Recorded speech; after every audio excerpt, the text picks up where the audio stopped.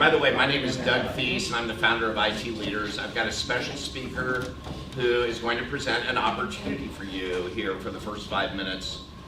This is David from CICS. David, please introduce yourself.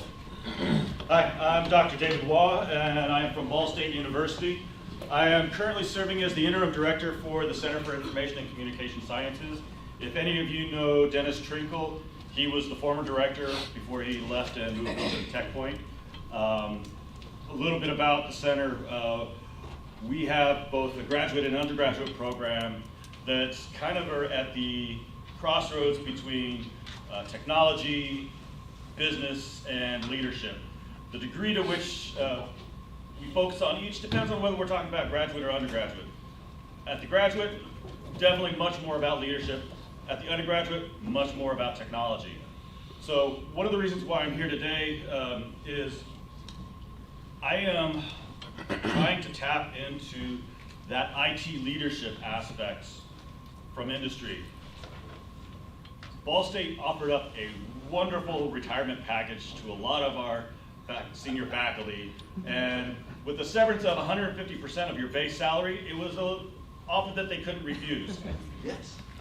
Well, that being the case, that left a bit of a void for me in that the years of experience from industry that those individuals represented have now left us, and I am seeking out expertise from the likes of you to help me get what the students need to know before they go into industry. That this program is not like a traditional MBA in that it's not about, okay, this semester you need to learn about accounting, this semester you need to learn about finance. You still need to learn about these types of things, but not from that purely academic perspective. This is intended to be a much more applied, this is what you really need to know, this is how you need to know how to do this once you step into industry. So we have adjunct opportunities. If anybody is interested in sharing their knowledge to the next generation of IT leaders, we have opportunities for you to get in front of the students and share that with the students. It could be just as at a guest speaker level. It could be at an adjunct if you're interested in possibly teaching for a semester. And then I've also starting a new expert in residence program where it's a little bit of a longer term commitment. It's not we're not asking you to give up your careers and come to Ball State and teach. Unless you really want to, then we can talk more later. But I've got to fill those positions that are vacated. But the expert in residence is more of a long-term adjunct role where if you're interested in teaching a couple of semesters over the course of fall, spring, and summer, we will work with you on course development, teaching you how to manage a classroom and those types of activities. But at the heart of what I'm trying to do is, we have always strove to create the next generation of IT leaders, and more than ever, it's trying to get those resources to best prepare our students for stepping into those roles. And so, if you think you might have that bandwidth to help out, either, again, as small as being a guest speaker to possibly teaching a class, please find me and let me know.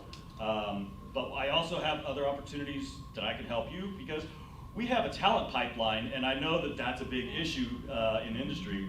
And so both at the undergraduate and graduate level, depending on what you're looking for, we might be able to have the student that you're looking for.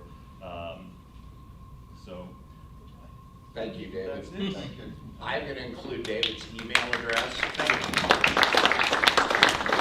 in the follow-up email. So if any of you are interested in chatting with David about an opportunity, this is a beautiful time to give back to the community. And it doesn't matter if you're young or if you're my age, you can do good in this environment. Thanks, I appreciate that. All right, we're going to do announcements next. Work this thing. I'm so glad to see all of you in person instead of Hollywood Squares. I think it's such a privilege to get to talk to each other and communicate face to face with each other We are in our 6th year with IT Leaders. We started this focused on directors and managers, but CIOs and VPs of IT are also welcome to attend.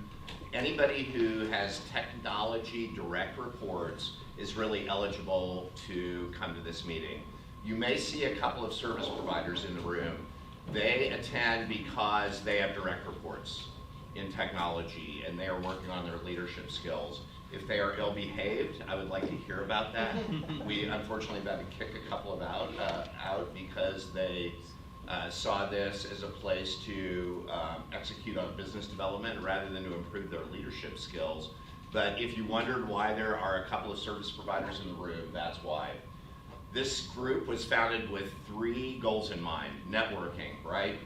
Have a little biscuits and gravy from Jonathan Birds and chat with your friends. Misery loves company is one way to describe that. More importantly, most of the problems that you're having, the technology is the easy part. The people leading and helping them is really the hard part. We've got a mentorship program. I'll talk about that in a minute. And then the speakers are always focused on leadership skills. So that's why you're here. A couple of notes, bathrooms over here. If you need to leave early, text me. My number is up on the board here.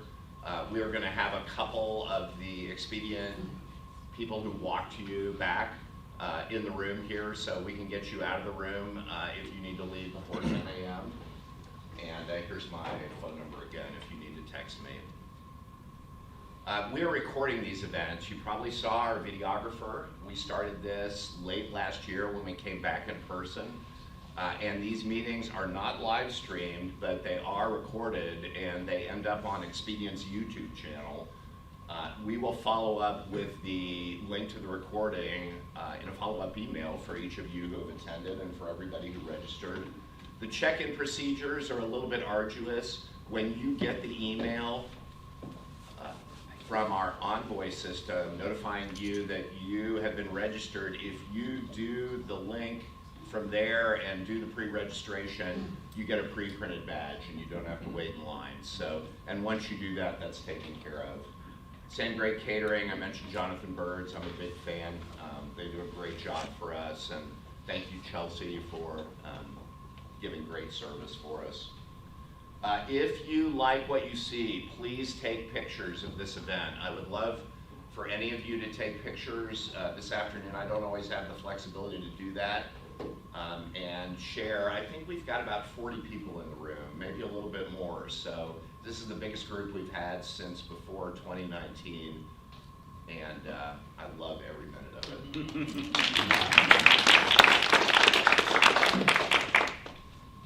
To keep track of what the heck's going on with this group, itleaders.org/Indianapolis is your first best place to go. We will have registration for the upcoming event. It will either be up today or tomorrow. We also have a LinkedIn company page where similar information is posted along with some leadership information. And that is called IT Leaders Indianapolis as well. Furthermore, there is a LinkedIn private group called IT Leaders Indianapolis. It's got a red logo if you're looking to differentiate between the company page and the LinkedIn private group. That's an area where you can communicate with each other. If you've got questions about who's a good vendor for this or how are you handling difficult people, you can communicate with each other on that. And there are no service providers in that group. That's all IT professionals. And then Indianapolis IT on Twitter, I don't keep that up to date very well.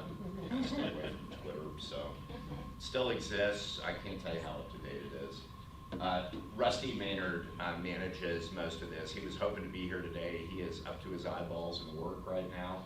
But Rusty got our company page going on LinkedIn. He's a good place to send any leadership articles that you see. You can also send them to me if you'd like to share something that you read with the group. There's the private group, the details, talk about hiring or retention, talk about leadership. And then the mentorship program was started by Frank Kolawick, who is no longer in Indianapolis, but he allowed us to put together a one-pager self-service model that's worked very well for many, many folks who are seeking mentorship here in town. What you basically do is write down your hallucination of a career path and get your LinkedIn profile up to date and reach out to one of the 12 CIOs or IT directors who are on the mentor list. You agree to 3 dates. If there's chemistry, you can move forward with that. If there's none, there's no long-term commitment, and it's a very easy way. I can tell you, I've got 4 mentors throughout my life that have been very meaningful. Only one of them was a boss. The rest of them were people that I've met in the community, and not a boss or family, let me say that. I can't emphasize enough how important mentorship is. And if you're interested in being a mentor, please reach out to me. Lou Russell is back on her own with Russell Martin and Associates. She is she's planning on doing a fall cohort of the IT Leadership Bootcamp. That is the best $1,000 you'll ever spend on Leadership 101 course. If you want a refresher, it is a program that includes self-assessments, 360 assessments, emotional intelligence, and a whole lot of tabletop exercises. If you have a direct report who is in IT but not self-aware, it's a good program for them. It's also a good program for new leaders. So I would encourage you, if that's of interest to you, you can reach out to me or you can reach out to Lou. And I believe it's lou@russellmartin.com.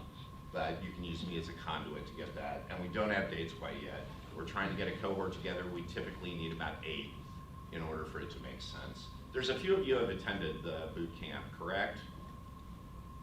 Yeah, Mary. Did you like it? I love it. The tabletop exercises are so good. I just can't say enough about it. Okay, this is your part. Who is looking for a role right now? All right, Calvin. CCF is currently hiring about 7 different positions, but as far as leadership, we're looking for a couple tech leads and architects in the group. We do Python and cloud consulting, so come join our awesome team. 6feetup.com. Who's next? Mary. Yep, I'm with Butler University, and I'm looking for 2 mid to senior level developers for our ERP system, PeopleSoft, that kind of thing. Okay. Anybody else have some slots to fill? Yep. Hi, Steve. Subaru, both on our OT and our IT side. Okay. Operations and Standard IT side. All right. We've had a position open for over a year. Wow. So it's tough to find developers that want to move and come to work every day. Boy, you're not a Much kid. remote. Yeah, it's dramatic. Please, go ahead, Genevieve. IU Health, so right now we just went through our large Oracle ERP transition, looking for a lot of everything. And we're also offering hybrid work. So director leaders and above, 3 days in the office, managers and below, 2 days in the office. Did I say that right? 3 days for directors and above, 3 days for directors and above, 2 days for managers and below. So hybrid work, definitely changing the landscape for that, so. Thank you. Who else? Teresa. Yep, so I work with a company called Axia. If you are an ERP, Oracle, Microsoft Dynamics, Pro Series, guru, please let me know. We're also looking for senior level program managers that lead multi-million-dollar projects. And so. Anyone else? Annie. American Specialty Health, the Subaru guys aren't going to like us because we're full remote. So we've got multiple developer positions, Scrum Master position. I myself am looking for a senior level admin, so someone to come in and help lead the team. So go look at ashcompanies.com. There's, I think, 15 or 16 open positions right now. So. All right, how about those who are looking for their next role? How about the other side of that equation? Brian? So Brian Fullwider, I'm looking for a leadership role in infrastructure and cybersecurity. Great. So Linda? some consulting work now. Linda? Hi, I'm Linda Calvin. I'm looking for a leadership role in tech, with the convergence in DEI and recruiting. Thank you. Anyone else? All right. Thank you. I really love that part. We are also going to talk about upcoming IT leaders events, and I want to do a quick shout out to the other groups that are represented here, specifically Women in High Tech and Calvin's groups. So the next bi-monthly peer group, this meeting, the next meeting is July. We've got two really interesting speakers. Reed Putnam is coming from Gregory and Appel. He's going to be speaking about the sea changes in cyber insurance. And while it's not specifically a leadership topic, it's on every one of our project lists, and it's probably thrown a grenade in what you're working on this year. So I think it's going to be a great topic, and he's actually going to talk about the people side of cyber as well, so which is probably on all of your radars. Also, Rachel Pritz, who is an executive coach and developer, the three ways we show up when facing challenges. Rachel has got a number of areas of expertise, and I'm a big fan of hers too because she's a fellow adventure racer. So she is one tough cookie and extremely smart when it comes to people issues and leadership. So don't miss that one. I know it's in the middle of summer vacation, but please don't miss that. Women in High Tech. Yes. What do you got going Thank soon? you. So we have our upcoming annual meeting, which Linda Calvin is our Executive Women's Forum Director. She'll be, it's about mental health and how to destigmatize seeking assistance for mental health issues, and it's going to be at the Girl Scout Camp Delwood, so check that out. But most importantly, this year is a Leading Light Award year. So nominations are currently open for women in STEM for leadership, mentorship, and those nominations close June 10th for our awards, and we have scholarships and professional development grants, so please help get that out to anybody seeking additional professional development or some of the young people that you know, undergraduate, graduate. We sometimes have specific categories, but that nomination deadline is coming up in July, so Leading Light please Awards is one of my nominate people. favorite. Yeah. It's an awesome And event. plan to attend, but that's later. Nominate people now. Yes. First things first. Thank you. Thank you. Calvin. So my name is Calvin Hendricks Parker, and not only am I co-founder of 6 Feet Up, but I also founded a couple meetups here in town, and it's a great way for you to get your developers, your technical staff, like skilled up and learn what's kind of going on in the industry. Second Tuesday of the month is always Indie Pie, so you missed that one last week, but tonight is Indie AWS. There won't be a speaker necessarily, but come out to District Tap on the north side, and we can all hang out and have a couple beers together. It's great for executives as well. It's fun to hang out and find actually talent. There's people who are coming to these meetings who are looking to get connected, and the best way to do that is through this group and our network. So thank you, Doug, for letting me give a little plug there. Yeah, I love the drinking group with a networking problem. Yeah. All right. As always, Expedia allows me to spend my time and their money putting this group together. We're in our 6th year. We are a cloud and co-location provider. We've got 14 data centers in 10 cities now. We added 3 data centers last year. Our VMware cloud is one of the biggest in the country. We do a variety of services, but we're really focused on helping clients solve complex problems with relatively simple solutions. So if that's interesting to you, please give us a call. Kate Rance is in the back. Kate, if you'd raise your hand. She is one of our account executives. If you need to leave early, go find Kate, and she can escort you out if you need to leave before 10. Today's speakers, I'm excited about this. We've got Alex Perry, the founder of Practically Speaking, spelled wrong right there. I That's noticed. perfect. Yeah. Practically Speaking.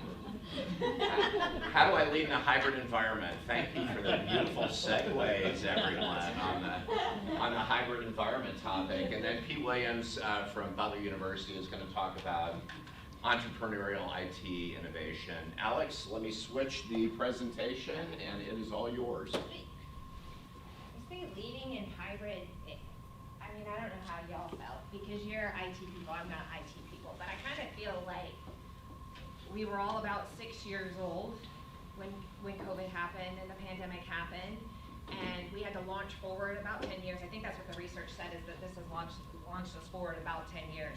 So if you think about that, that's like being 6 years old and somebody handing you keys to a car and saying, have at it, kiddo. Like, go do it. So there's some of us that are like, no problem. I've been driving a tractor since I was 2, I've got it. And then there are other of us is like, what is it? Like, what is a car? Where do I go? So, it's been really, really interesting to see everybody's reactions. So, really quickly, for today, I'm gonna talk about how to lead it in hybrid, and I'm gonna talk about it through the lens of communication, because communication is what I know. It's what I do, it's what I teach, it's what I preach, and so everything's gonna be through that lens today. I'm gonna cover 3 important things when it comes to communication. I'm gonna talk about the context of our communication, I'm gonna talk about channels of communication, and I'm gonna talk about the frequency of our communication. Just a little bit of housekeeping, y'all. Doug went over where the restrooms are, all of that. If you need to get up and go, that's fine. I promise I won't cry. I will have that moment though, because do y'all get that moment when somebody that gets up in the middle of a meeting and you're like, oh. Like, what did I do?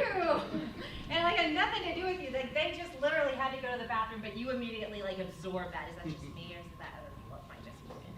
Like, he's like maybe a little bit, but don't be dramatic about it. I understand. I'll try not to be. So anyway, the key to leading in hybrid, point blank, if you take nothing else from today, take this away. That the key to leading in hybrid lies in your ability to communicate. 110%. You want to lead, you have to be able to speak well. You have to be able to articulate your ideas well. You have to be able to do that talking to a whole bunch of people who have a million different styles and a million different ways to do it. People talk about like talking up in an organization and down in an organization. I like to go this way and just say that we run on a spectrum of how we communicate, and who we are communicating with dictates our style. So I want you to take a moment, so the reason why practically speaking is funny is my native language is typo. Legit. I talk for a living, I teach other people to talk for a living, and I still speak in typos. Can we please normalize that typos are okay? That we just need to help each other out and be like, that's a typo. Because I do speak to bankers, so I have to be very, very careful. I'm like, yes, decimal points matter, but in general communication, we're gonna mess this up, and it needs to be okay that we mess up and that we help each other get better. So anyway, I digress. Back to where I was. I want you at your tables to take just one moment and talk to each other about some of the communication challenges you're facing now at work. I mean, because y'all are facing communication challenges, yes? Oh, no. No, it's perfect? I'm going to IU, right? Come on. I don't know what they're going to do with me, but it's perfect. All right, take just a moment and talk with each other. Come up with what are your 2 or 3 biggest communication challenges. Go.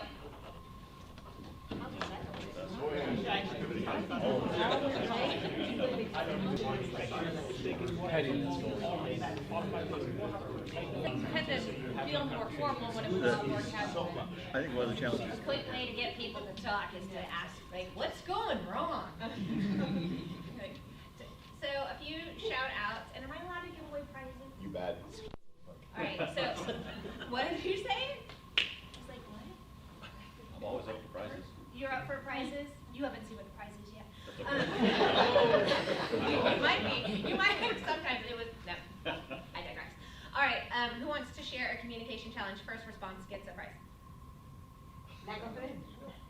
Ooh. I'm gonna go right here only because you have this prize. Yeah. Oh, I just want the prize. Oh, I don't care. Whatever gets you talking, let's go. So one of the things that we actually were talking about when we all sat down was in the hybrid environment, especially on the virtual calls, some people are on site, it's the distraction. Right? So, you're on a call and there's half of the people that can just turn their camera off and be disengaged and maybe didn't hear that ask or that message or whatever. Yep. And then, so it's we're all guilty. I'm guilty. I'm not doing it. Right. The distraction. We're all great multitaskers, except we really can't because multitasking is. Get my book. This is my book. You have to sign it for me later. I will sign it for you later. So, Minivan Mogul, a crash course in confidence for humans. It says women because I was told to niche, but honestly, it's for everyone. It's a fantastic book. It's a crash course. Okay. So, distraction. distractions, trying to communicate amidst distractions. We oftentimes don't set up great expectations for our hybrid calls. We don't set the tone at the beginning that says everybody's gonna have their camera on, or if you're not gonna have your camera on, or like we've done it sort of patchworky, again, 6-year-olds driving cars, we're like, where are we going? We don't know what the rules are. What's that red light mean? We haven't set those expectations, that's right. What's another challenge? Right here. I'm like, ooh, I want a book. This is how I get people to talk. There's a different dynamic there's a different dynamic not only between people and how you communicate, but methods in which you communicate, right? So for us extroverts who are used to being like with people all the time, right? You know, there's different dynamics, and then you start questioning and you know, it can become a little bit like, did I ask the right questions? Did I say this? Did I say that?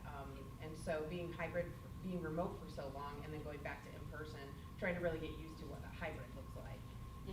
Yes, yes. We all don't have the same styles. We all don't use the same channels. So hold on that, because I'm going to talk about channels here in a little bit. Thank you. Anybody else? Something burning right back here. Because the basis of a lot of our communication is email and text, and those can be so impersonal, the folks in our hybrid environment tend to overthink the intent behind the message, where you can see somebody roll their eyes or snicker or smile or just completely vomit. But it happens. Welcome to IT. But when it comes to, you know, you sit there and you read this text, you don't know the nuances behind it. You don't know the subtle little body language. And so you sit there for 15 minutes going, what did this person really mean? And all they were saying was good morning. Great. Assumptions. Don't read into a text. And did you know that a period can actually be considered passive aggressive in a text? An exclamation point means I'm too excited, I'm too effusive. Why is she so excited about saying good morning? Stop that, you're annoying me. And I'm like, oh my gosh. It's challenging. And I'm going to tell you right now, I don't have all the answers, and here's why I don't have all the answers, is because every person, every work situation is unique. So what I'm going to hand you today are things to think about. Things to think about when you are communicating. If I could get it all in 30 minutes, I would be a rock star, but I'm not, so I can only give you 3, and even that's a lot. You can ask Doug, that's a lot. But the biggest illusion is that communication has actually taken place, that we actually got a message across, and that it came across as that it was intended, that the other person received it well. Back to that text that I got while I was driving and also trying to wipe up the coffee that's on my pants, and now I'm like, why is he mad at me? Like, why is he mad at me? And he just said good morning. Miscommunications are everywhere, so the goal is not to get rid of miscommunication, because it's gonna happen. So people are like, what's the solve? And I'm like, it's not a solve, it's how do we handle it after it happens? How do we go back and repair it? How do we use what we know about someone's communication style to go back and repair it? Like, when did, this is why typos are so important, like when did like autocorrect not become a thing? Like, whiteout, I used whiteout on a real typewriter. Anybody else do that? Like, you're like, stuff happens, and so can we go back? Did I log out? No, it was my fault. Technology problem. Try again. Call the help desk. Thank you. Call the help desk. I'm in a room. So the best part about talking to you guys, just seriously, is that I know if something fails, which almost inevitably happens when I do things, right? Stuff fails, is that I'm in a room full of people who can help me. Thank you. For the love, thank you for doing what you do. Y'all, I just can't pause for a moment, because here's what I know about all of you. Y'all are in these places, for the most part, of middle, right? You are in a middle place, which says you've got people on this end that you've got to talk to, you've got people at this end that you've got to talk to, you've got issues like, and maybe this is a terrible example and you can tell me later and I'll fix it, but, right, like, the email works until it doesn't, and nobody says thank you for the fact that the email works. Nobody cares until it doesn't work. And then it's Armageddon. The entire world is gonna collapse. So as I talk about all of this stuff, sometimes I can sound like But I just want you to know that I see you and I hear you, and it's hard to be in that place in the middle. It's hard to talk to people who only want the high level details, and then it's hard to talk to people who are at the very beginning and they need you to hold their every step. And you're like, oh my gosh, can you please just learn to tie your shoes, because I don't want to help you do this anymore, because I'm exhausted, because I got to talk to this person, I got to be responsible to that. So by no means, this is a very high level conversation, but I want you to know that somebody in the room sees how hard this is for you, okay? Okay. Intentional communication comes with 3 things. Context. You said it when you were talking about text. I can't see your name, and I just pointed at you and said you. That's really rude. I've been called worse. Bart? Mark. Mark. Mark. So Mark brought it up, context of a text. I heard you bring it up, which is, and I'm gonna, can I pick on you for just a moment? You may. All right. So she was talking about going to meetings, and she walks in with her assumptions. Like, we walk in with a certain set of assumptions. We assume that you know. I assume that you are Bart. Yay, there's a Bart. Go me. Right? Like, I assume that Bart knows where I'm coming from, but he doesn't, or that he knows that I need resources because I don't have any. And then I get mad at Bart when he's like, oh, we can't do that. So context of all the pieces really, really matters, and oftentimes is the piece that gets left out. Because we're thinking about it from our perspective, not necessarily thinking about it from the other person's perspective. What information am I going to relay? What questions am I going to ask? What are the things that I need out of this meeting? What am I going to tell them? I got a perfect example. I am working with a president of a company right now who is working on his communication skills. Kudos to him. But he sends out a quarterly video. It's 15 minutes long. How many of you would watch a video that's 15 minutes long? You can speed it up though now, which is really good. Praise the good Lord Jesus. Like, fast forward, right? 15 minutes long, and it started with, my goal for the year is to get $50 million.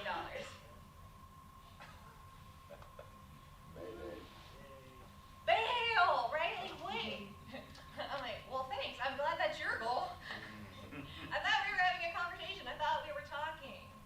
So, if you want to be clear, and if you want to communicate well, and this takes humility, this takes thought, this takes time, you've got to think about why it matters to the other person first, and start there. So why might his company care if they make $50 million? I mean, these are folks that are like, I mean, they are HVAC workers, right? So it's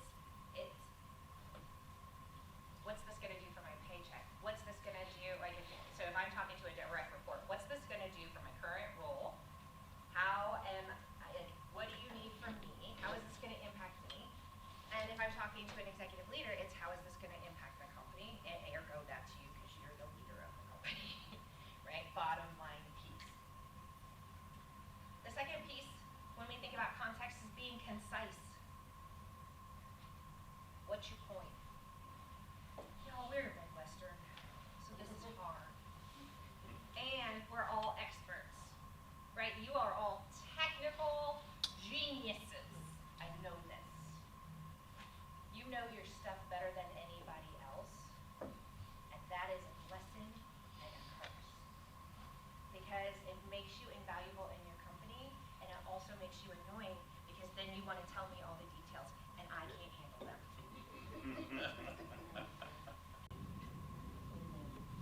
I mean, is that true? I'm picking on you a little bit, but sometimes, I mean, if you've ever written an email that started off with Dear Doug, and then 4 paragraphs later, it's a dissertation. If this is something that you have a challenge with, or, because not everybody has this challenge, and I recognize I'm sort of doing a little bit of profiling in the room, but if you struggle with that, I want you to go back to elementary school, and I want you to think about main idea of the paragraph. Do y'all remember main idea of the paragraph? You know where it is, right? Right? That's where you start. So if you write that 4-page email that explains all the details, because they are really important, they do matter, and nobody tells you that enough, which is part of the reason why you write all those things, which is why I'm trying to bolster you and remind you that it does matter. But if we want to be effective communicators, we gotta divert to somebody else's style. Take that main point, put it at the top. Put it in the subject line. Lead with what you need.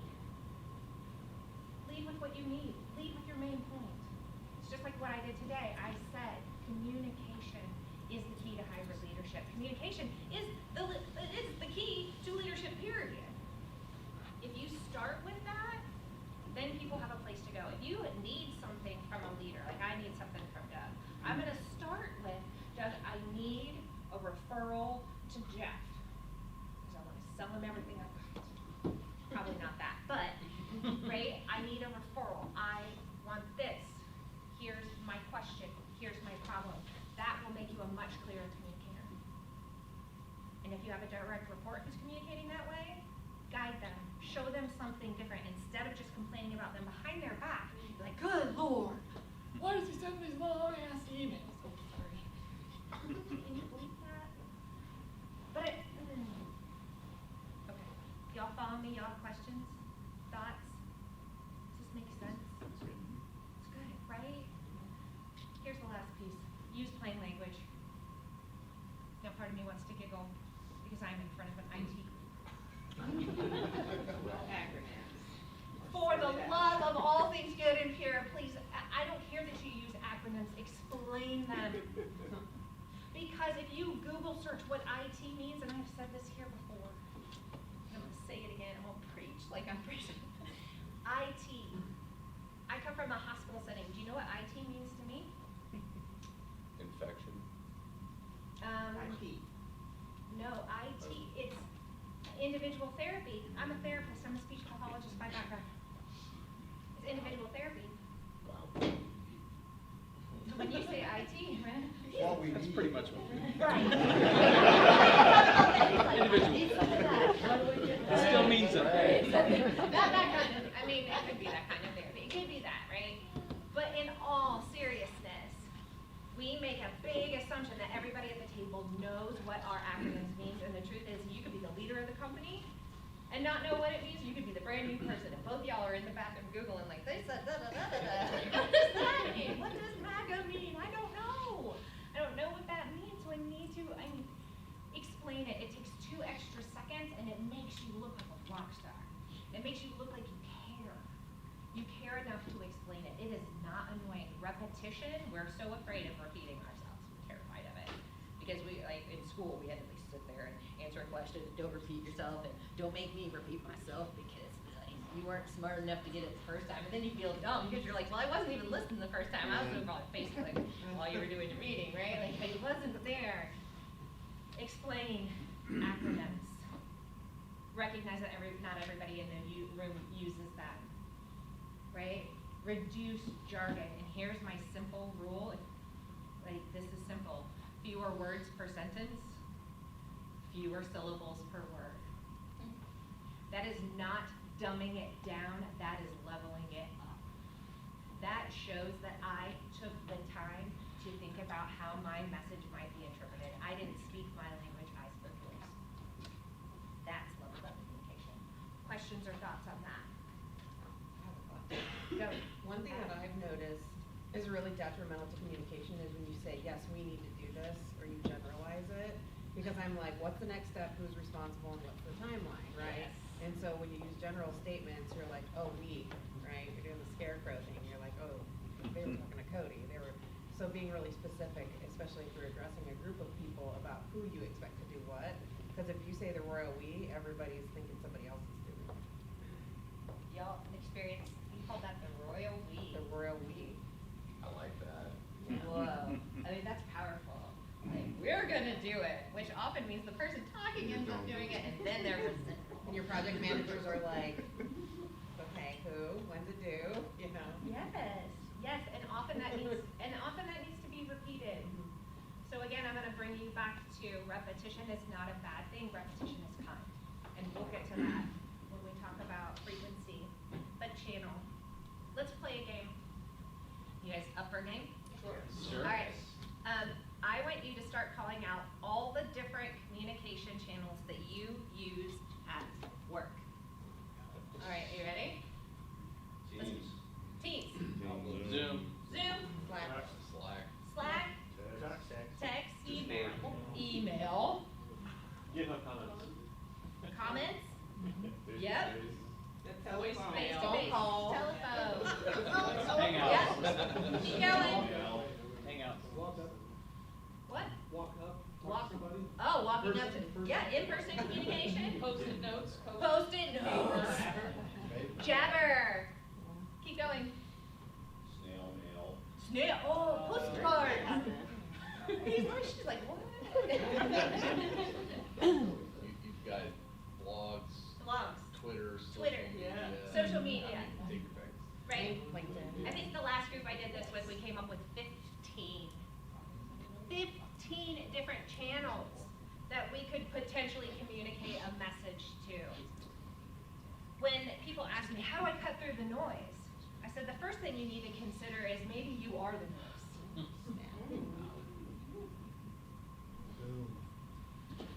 Right? This is not about cutting through it. This is, am I using channels? And I can't answer the question, only your company, only your people can answer this question, but are we using the channels that people actually use to communicate messages? Are we using the right ones? Because it's not going to be everything for everybody. And there is an aspect of this that says if 98% of our people use text, or 98%, you know, like, and there's going to be more than one because we use more than one. So don't hear me wrong that I'm like, yes, you only use this one.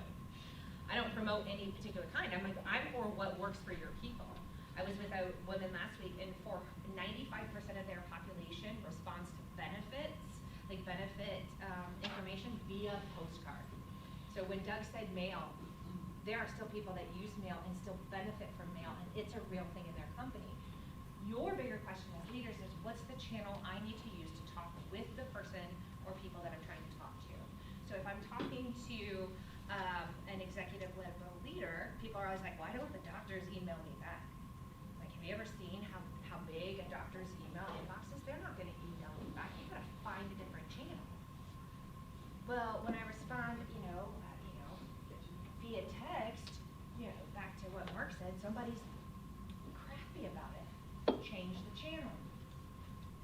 Say good morning in person. Smile at another human being. I won't talk about smiling because not everybody smiles, but it's a thing. So I want you to go back and consider when you are stuck somewhere in your communication problem. It may not be an issue that you are unclear or that they are annoying or whatever. It may just be that you're not using the right channel. Turn it. Last but not least is frequency. How often are you communicating with the people that you need to communicate with?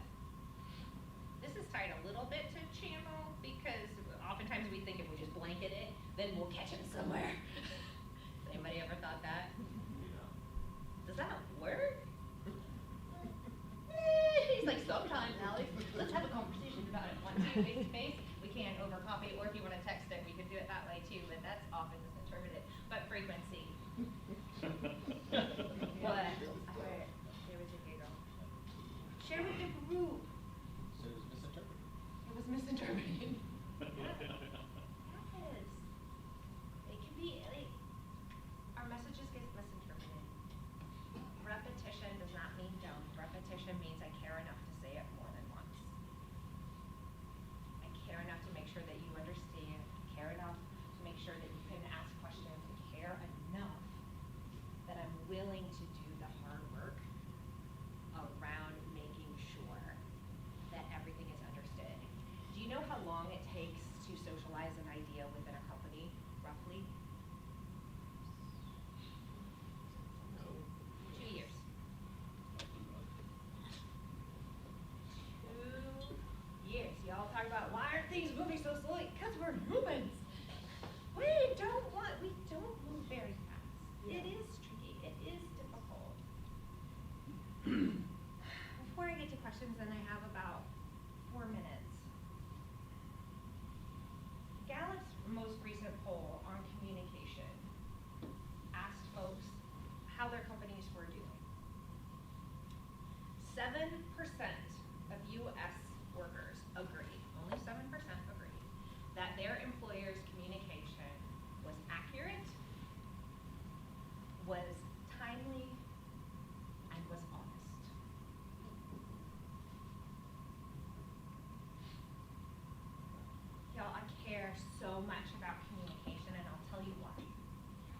background is as a speech language pathologist. I spent nearly 20 years working with people who either by accident or illness, injury, lost their ability to speak.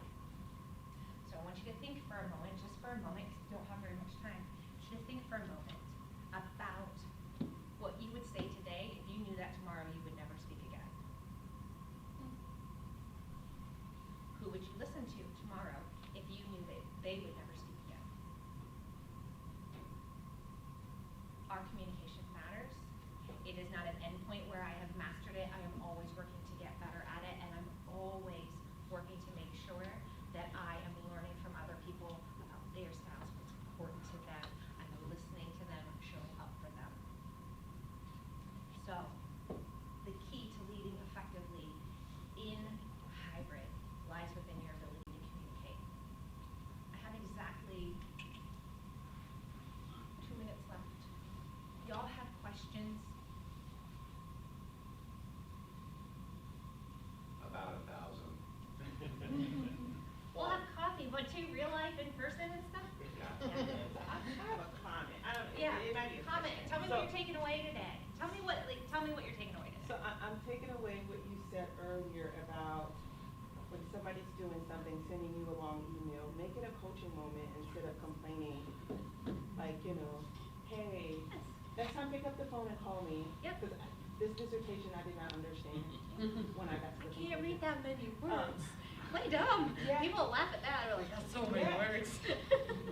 I found that, so I am in the mindset that if the email thread goes on for more than 3 rounds, and then there's like paragraphs, like, let's get on a quick call, right? Because we're not gonna solve it. And I hate putting meetings on people's calendar, but I'm like, gosh, this is just turn left, and I think they're going that way, and we're going this way, but we're not gonna solve it here. Right. And then sometimes I'm lazy. I'm like, gosh, I don't wanna type this whole paragraph in Teams. Can you just call me and I'll explain it to you? So lazy. And then we'll move So on. lazy. You know, but then I said yesterday, I was like, hey, if you wanna chat, I'm available, you know, for the next 15 minutes. Crickets. But then I get this thesis, again, I'm in Teams, and I'm like, I don't even know what we're talking about. Stop. Yeah. Y'all, really quickly, if you want to know, and you want somebody to respect your communication style, go learn theirs first. Go ask them. Go ask them. So, Darcy, what's the best way for me to talk with you? If I've got to tell you something hard, how do you want me to do it? I have some people that want it in person. I have other people that want it in writing because they need a minute. They're like, I know you're going to say something hard to me, so just send it in an email, and then we'll talk 2 days from now, right? They need a minute. If you want to communicate well, do that.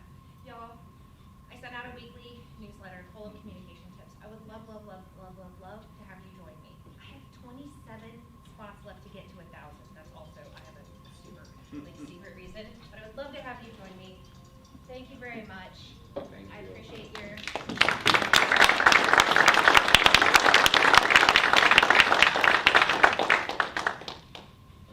Allow me to switch the PowerPoint, and we'll have Pete Williams come up. I'll tell you, one communication channel that didn't get mentioned that for me works. Someone from Doug's organization used the communication channel of cake. A cake made it to my office and it got my attention. All right. Now I'm also self-conscious about my weight, but okay, fine. Overweight, I get it, right? Here we go. Give me a second here, Pete. Okay. Let me hit it with a bigger hammer. There we go. There's never any pressure when we're setting up presentation here at Butler and I'm in the room and it doesn't matter who's there, but if I want a contract extension, I better make it work, right? So before I get started, I just want to take a second to thank Doug and Jeff for all their work that you guys do for the tech community and developing leadership and providing opportunities for us to all get together. It's cool to see everybody in person again and get back in the mix with things. And so thanks a ton for what you guys do. It's really, really cool just to do that. I'm also really fortunate to have an awesome team of IT folks and different leaders at Butler University. And Mary is in the room today. she's an assistant CIO at Butler, and if she didn't do what she does and our leadership team, Joe Ader, we wouldn't be able to talk about some of the fun stuff that we're going to talk about today with our, if our help desk didn't do what they do and our team wasn't all together, we wouldn't have a chance at even entertaining these kinds of things. If they didn't do that, I probably wouldn't have a job and be able to do this. So thanks. And Mary, you stand up. Say, we've had a couple different career stops together, and she continues to want to work with me, and all the stuff that we've done, we couldn't have done without Mary as part of our team at multiple institutions. So thanks, Mary. Sounds like you should nominate her for an award. I was a little nervous about saying her name. Please do not try to hire Mary. No coaching. Go ahead and try, I guess. We'll figure it out. Just tell me what you want, Mary. Like usual. And then we're only going to get a chance. We only have I was hoping 20 minutes, and then maybe some conversation through. So we'll see what we get to on slides. My team kind of laughed. They said, "Pete, what are you talking about?" And I shared the topic, and they said, "Well, how much time do you have?" And I said, "We have about 20 minutes," and they start laughing, right? Because I get excited to like to have fun with these kind of things, and maybe share about how we operate just a little bit differently. I also participate in the startup space. I've co-founded some, we've had some acquired. I advise some, invest in others, and so if you're interested in that space, I know there's a couple of you.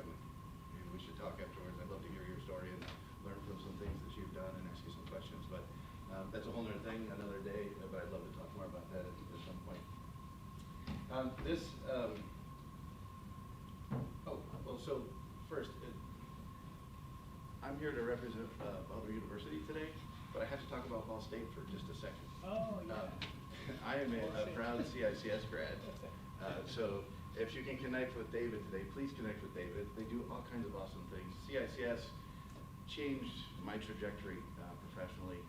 I'm from the Ray Steele and Steve Jones era, if that dates me, on when they were directors of the program, and it's just an awesome immersive learning a program where you work on projects. So one thing you can do, and I've done this throughout my career too, if I have a project or two that maybe I didn't have time for, or we could park in a certain space, we would go to CICS and say, "Would you like to do some of this project for us?"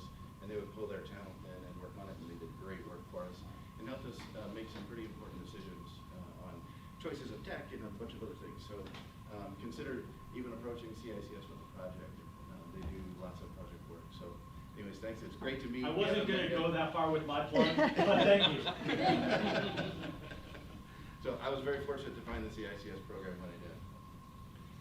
So this just, I want to show the slide. This just kind of underpins kind of how I've approached stuff. You can, there's all kinds of ways to look at servant leadership, and sometimes that can get you can get it confused, or people get it confused. Say, hey, well, that just means you just do what everybody asks because you're a servant leader and all these things. But it really doesn't. If you really get into the guts of it, there's more to it, and that doesn't mean that you can't make big, bold decisions, move fast. But it's in how you approach. I call it an invitation to participate when you look at new things and endeavor new projects.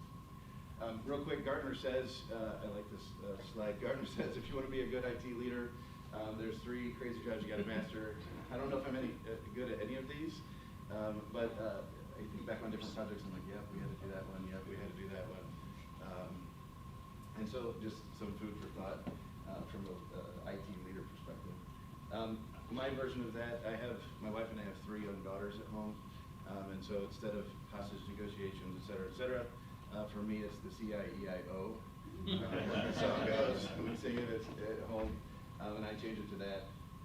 Just that I think it's important to have an entrepreneurial sort of lens, certainly towards the business that you're in, but then I think there's other opportunity beyond that because of the skill set we have and the talent we have in our organization, and certainly feeding innovation. We're change agents for all of our organizations.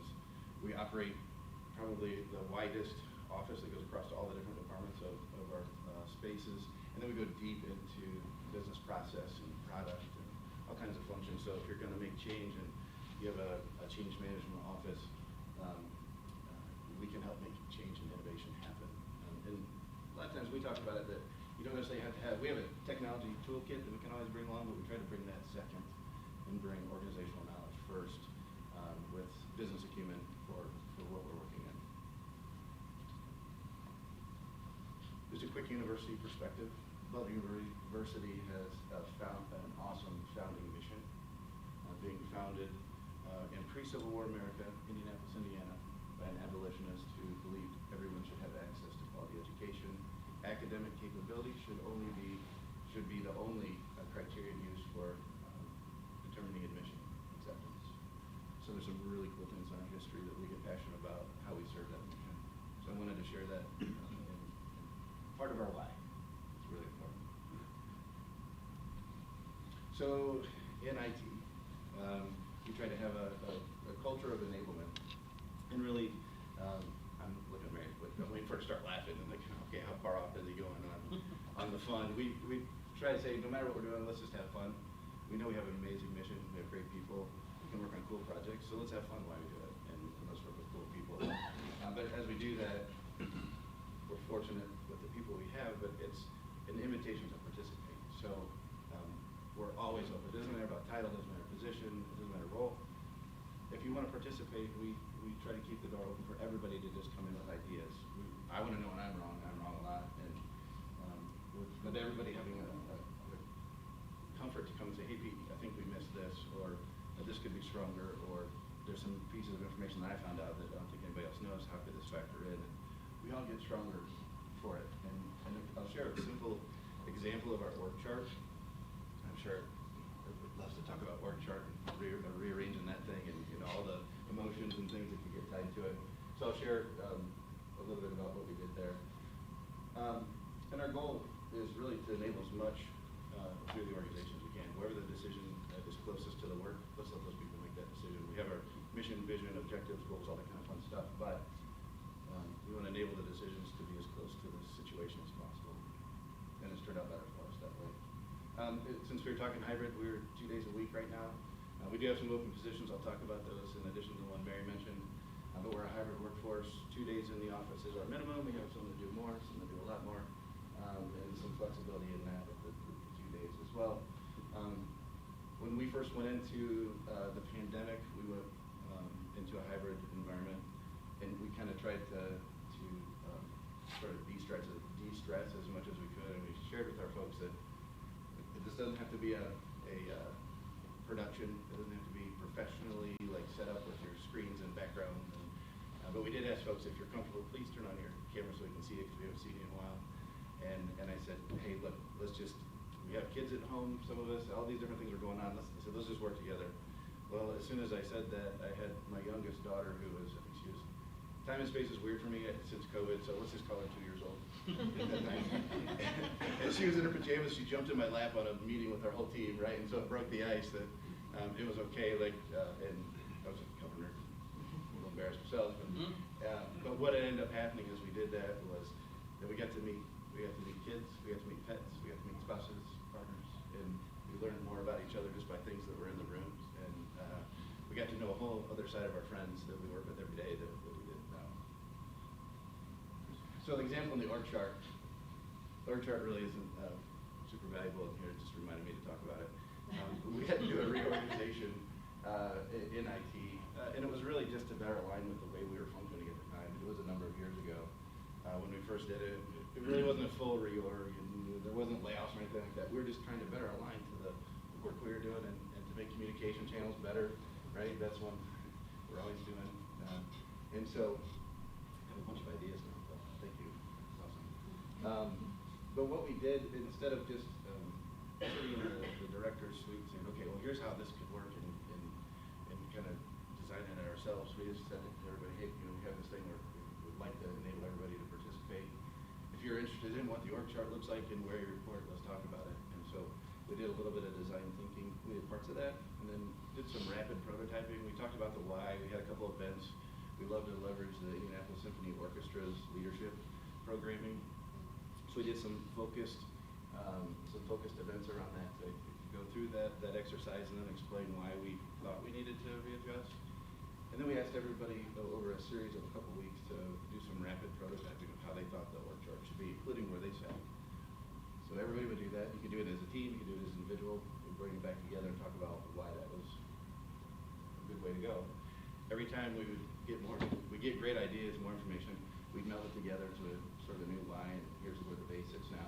Everybody go out, take those ideas, prototype again. We did a few iterations of that. And then we unveiled the org chart. There were no secrets. Everybody knew what was going on. Everybody who cared about it had input. And I think we were much better for it. The ideas were great. The only thing that I had sort of vetoed from my role was that Mary and Joe were promoted to assistant CIO. That's the only change that I made on the whole org chart. When we went to move everybody's desks and get aligned with the new teams, we were kind of watching around corners saying, okay, we haven't seen anybody upset. We were looking for grumbling. You know, we wanted to check in with everybody to see, and we didn't really hear anything. And we thought, oh, people are just being quiet about it, and they don't want to share. So we did a Denison survey shortly after. I think it was like a week after we moved desks. And 2016 is when I joined, roughly when I joined Butler, 15-16 school year. We did a base study with Denison to assess our culture. They evaluate through surveys of a number of different categories and then rank you. The more colorful the graphic is, the better, and the higher the numbers are good. So you can see we had lots of opportunity in 2016. And so we had been very intentional about culture activities and development of our team and the idea of enablement. And then right after we moved the desk, we're like, okay, this should be a good survey to see where we are. I was a little nervous. I'm like, okay, if people are upset about this, they're going to be mad now because now they're sitting next to Mary, right? And so, just kidding, everybody wanted to sit next to Mary. But so we took the thing at Denison and said, oh my gosh, how did you get that much progress so fast? And I think it was really because we invited everybody to participate. And so it was a lesson for us that as much as we can possibly do that across the board on all kinds of things and pull other folks in to that conversation that we're stronger, better for it. We do have a mission, vision, all these kinds of things, but our vision statement's really kind of where we sit, and it's been kind of constant for us. But for IT, we want to differentiate Butler as a university of choice for students, faculty, and staff, anticipating opportunities, and I use the word opportunities a whole bunch of ways, so anticipating problems, opportunities, and serving as a strategic business engine to drive transformation at the university and in our community. And so it's kind of fitting with our founding mission that we want to play that role.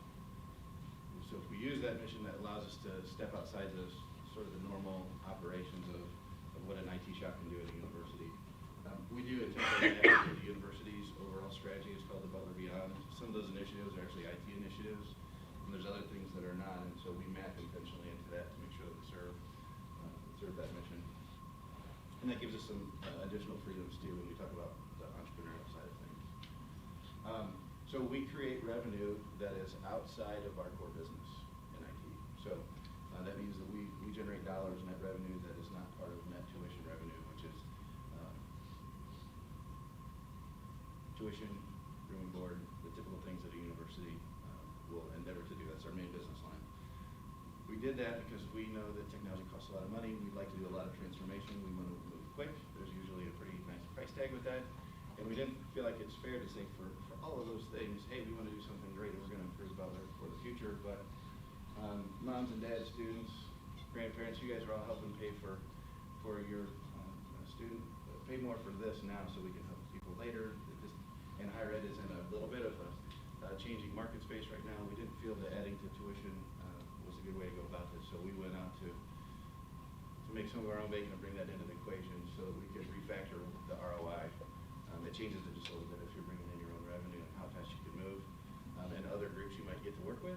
It's been sort of a new lens that we've taken. It also gives us advanced access to new products and talent. I'll talk about a couple of examples there.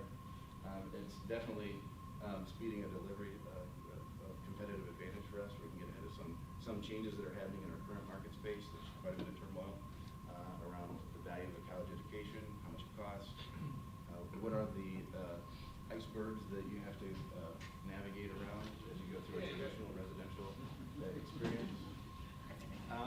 And then it's allowed us to create an innovation and venture fund. So now we can gas pedal our own projects, or we can invest in other companies that we think have promise and we could use their tools that could accelerate a practice that we'd like to get into or we'd like to accelerate, and potentially even involve And then at the end, we also hope that there could be a financial return as well. We have 3 objectives there. If we get 1, that's awesome. 2, that's great. And if we get all 3, that hits the bullseye for us. Hey, Pete, can you give us a highlight example of what the new source of revenue was that you created? Sure. Perfect. Thank you. You paid me for this.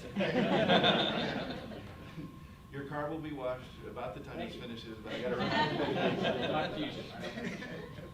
So it was interesting conversation and change and enablement when we're saying, hey, to our IT team. One, we even had some conversations of we have make an impact on the product and how Butler serves our students, and that whole process and what that means. Where we have folks that are coming to Butler to get an education, they're going to learn and discover what it is they want to do for the rest of their lives within certain boundaries, and the change that makes in a person's life for themselves, for their family's family. And so we have an impact in that. And then to say, oh yes, and we're going to go make revenue outside of that, there was a lot of conversation that we spent with our team and thinking through ideas and options. One of our first endeavors was one where we were part of the tech, we were part of the investment, we were part of the team. We partnered with a venture studio, High Alpha, early on. This is about 7 years ago, to create a company called ClearScholar. ClearScholar was a mobile platform, still is a mobile platform, and we still use it, that provides a unique personalized experience for our students and a connection to the university in a way that is unique to their activity on campus, and provides a number of things from a digital ID. There's a number of things that ClearScholar does. At Butler, it's branded the Butler app, and that was a big move for Butler. It was pretty risky. We had some great partners at High Alpha that really brought some amazing things to the table for us. And then it was ultimately acquired by a company called Civitas Learning. So right out of the gate, we had one acquired, and so the university says, hey, let's do a lot more of those. Okay, I kind of have a joke that 9 out of 10 of these, first one. So we set expectations. Well, then we have another one that we're working with that's really been exciting for us. This one is one where we saw an opportunity with a local company that from our venture fund that we would invest in. We saw an opportunity to accelerate our data practice, and we saw an opportunity to leverage an AI tool in higher ed, but also leverage the data scientists at this company. In fact, we could leverage them faster than we could hire the data scientists at Butler. And so we invested in a company called Learning. They're local. They started in Brownsburg, so we used to say that they're the hottest AI company in Brownsburg, Indiana. They moved to Indianapolis, but it's provided some really interesting insights. They have some really cool products. And as an investor and a customer, we get influence on the product development, and we have access to the talent, and it's accelerating what we're learning about Butler University and how we can leverage our data for better decisions and better lens on what's happening with our students. We're also learning from a lot of these partner institutions as well. We're going through this process together, and they've got AI on their data sets and their data lakes and things, and so the number keeps growing of schools that are a part of this, and we're able to share learnings back and forth. It's been a really powerful experience for us. And another example, so we kind of went from we're part of the company to we invested in a company and used it, and this is a different example where sort of in this entrepreneurial space, we were just a customer, so to speak. So we partnered with Oracle. It was early partnership, and we tried to set these up where if we're going to take a calculated risk, Oracle had just as much vested interest in the success of Butler University, and our consulting partners had just as much vested interest in our success, so much so that I was joking that like some crazy CIO couldn't even shut the project down now if he wanted to, right? Because everybody else is going to bring this thing and land it, because we are the first customer in the world to put this thing in. And we do have, there's a lot of opportunity when you are the first, right? Everybody has been through one of those, but now we're reaping the rewards of competitive advantage, and we've positioned one of the key complications in the higher ed space, financial aid, around, we've positioned it for Butler to be innovative, creative, and flexible for the business model going forward. So that's why we went and did that. That's why we took the risk. It's another example of kind of trying to think differently, and then that's brought a whole bunch of other opportunities to Butler as well. I do want to say thanks to a couple people, our friends at IU Health. We haven't met yet, but you're one of my great friends, because I need to thank you, and I need to thank Jeff Ton in that Oracle conversation as our Oracle projects grow and we've hired new leaders. We've hired an awesome HR leader, our new VP. I say new, she's been at Butler for a year. She's done like 2 years worth of work too. She's amazing. Her name is Lori Ortiz, and she worked at IU Health and with Jeff and a couple organizations in the past ago. But when she arrived at Butler, she understood what strategic partnership with IT is like and why it's really important that the offices work together. And so you guys set a really high bar. Of course, thanks. But really thank you, because we have an amazing leader in HR that's helping on some of these projects as well. And you guys help illustrate what good IT strategic partnership can be. And we're off and running with Lori. We're super excited to have her, and we kind of had some instant credibility because of you guys. So thanks a ton. One example I'm going to share that's really vague. We have a new company that's still under wraps. It's pre-public launch. We've already launched it. We've run some projects through the model, through the business. It's creating savings for us. It probably could create savings for you. If you're interested to talk about that, I'd be happy to chat afterwards. Big thanks to Eric Miller. He helped us place somebody who's a co-founder of this company. Michael Denny, he's just been an awesome employee for us. And so myself and Michael and Joey are co-founders of this company with Butler. And soon we'll be able to take it sort of public, if you will. But there's an opportunity where it's produced fruit for Butler, and I think it can produce fruit for others in terms of savings and things. So if you're interested in that, I'm happy to talk afterwards. I think that's the first rule of giving a presentation. I want to come be invited back, and so I don't want to talk too much like a vendor. Is that, I heard somebody was not back. Okay. Is this okay? Is it bad?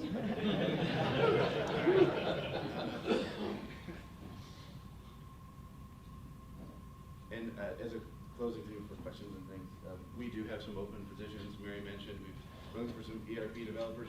Maybe we could work together on, because we're in the same world, right? Like, that would be awesome. Maybe there's some room in the middle to share, or maybe we could look at how we strategically source or something. But we're in that same game right now. We're gonna have some new positions posted. We're just getting them through our system, have approvals and things. And one will be an IT finance leader. We've had a great person who's been with us for quite a period of time, retired. Stay back with us because she's been an integral part of our leadership team. But we'll have that position and some others posted soon. We're going to need to grow our team. So we're a hybrid environment. It's 2 days a week in the office mostly. The team's grown. We have fun projects. We get to be entrepreneurial. There's the regular stuff that we do too, just which is we also try to make fun, but we try to make sure everybody has a chance to get on something really cool that they're passionate about at Butler. Please tell your friends this is fun. Have them apply. Spread the word. We're looking for people.